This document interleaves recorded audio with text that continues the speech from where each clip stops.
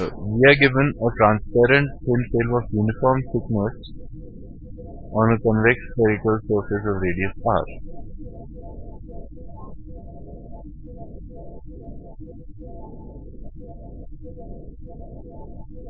So this is a surface of radius r, spherical surface at the end of a glass tube, and there is a thin film on it.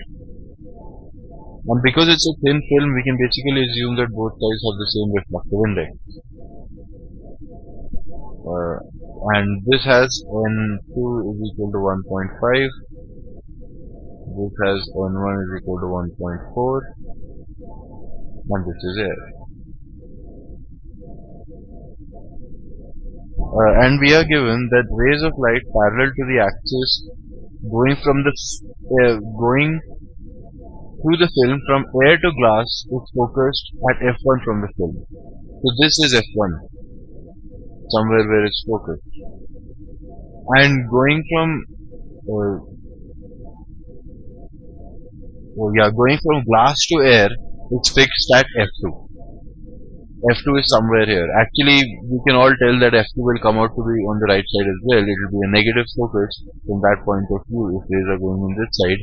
But right now, just to try to tell you what's going on, we are taking rays going in this direction from infinity and moving in this direction from infinity. Now, one thing I'll just immediately tell you is a lot of students would try to solve both these questions with this figure. And you can do that, but there's a very big chance, in fact, of making a mistake of a minus sign.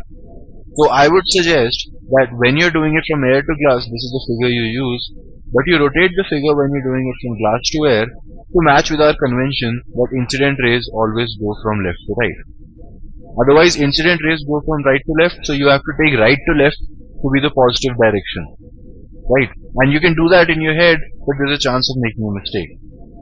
Right. So in the second case, we'll assume that the rays are going like this, which is the same as if rays are going like this. The answer will be the same. Right. So in both cases, we'll have two reflections on a spherical surface. What is the formula for reflection on a spherical surface? Mu2 by V minus mu1 by U is equal to mu2 minus mu1 by R. And both sides have the same radius of curvature r, both towards the right, so both positive. Right. So the first equation for air to glass will be 1.4 by V minus 1 by U, which is infinity, is equal to 1.4 minus 1, that is 0.4 by r.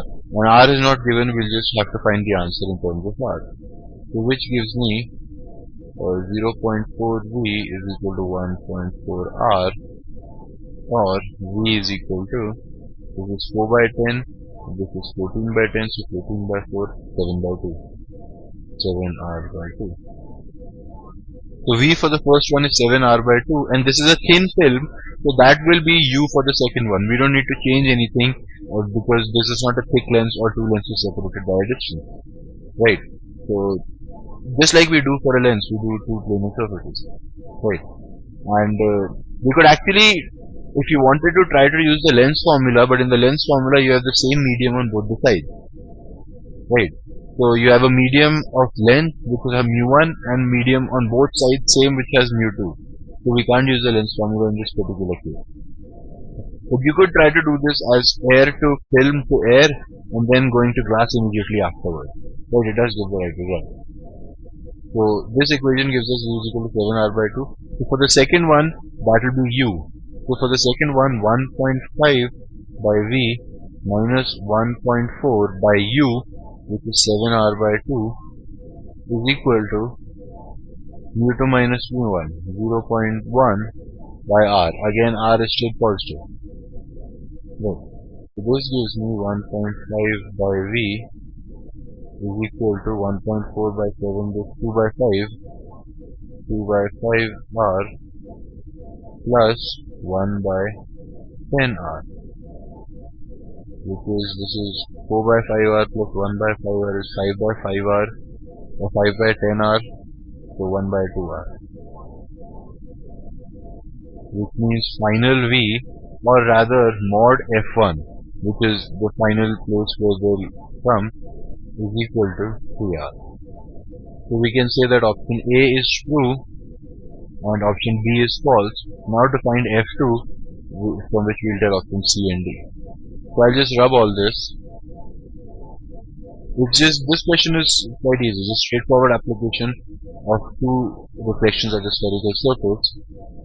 The only big confusion is, and I'm sure a lot of students would probably make a mistake in that point, is they'll try to do the second case from here, taking this to be the positive direction. Then this R and this R both have to be negative and everything has to be taken accordingly. And if you do that, you will get the right answer. But there's a chance of you making a mistake. So if we do it in this fashion, then initially this is 1, this is 2 and this is 3 now. Right? So mu2 by V, that is 1.4 by V, minus mu1 by U, that is 1.5 by infinity, is equal to mu2 minus mu1, that is minus 0.1,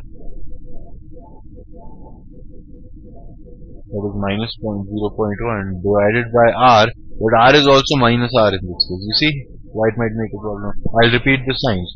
We are going in this direction, so U is infinity, is actually minus infinity, but it doesn't matter. This is the second medium, this is the first medium from our perspective of refraction. So mu2 by V minus mu1 by U is equal to mu2 minus mu1, that is minus 0.1, divided by R, the radius of this surface, which is in the negative direction because this is the direction of incident light. So which gives me 1.4 by V is equal to 1 by 10R, or V is equal to 14R. So the second one, 1 by V minus 1.4 by U, U is now 14R, is equal to minus 0.4 by minus R again. So it tells us 1 by V minus 1 by 10R is equal to 4 by 10R. 4.4 is 4 by 10, this is 1 by 10. So which means 1 by V is equal to 5 by 10R, which means V, but mod F2 is 2R. So along with option A, option C is correct and option D is wrong. Right? Straightforward application of the formula. Thank you.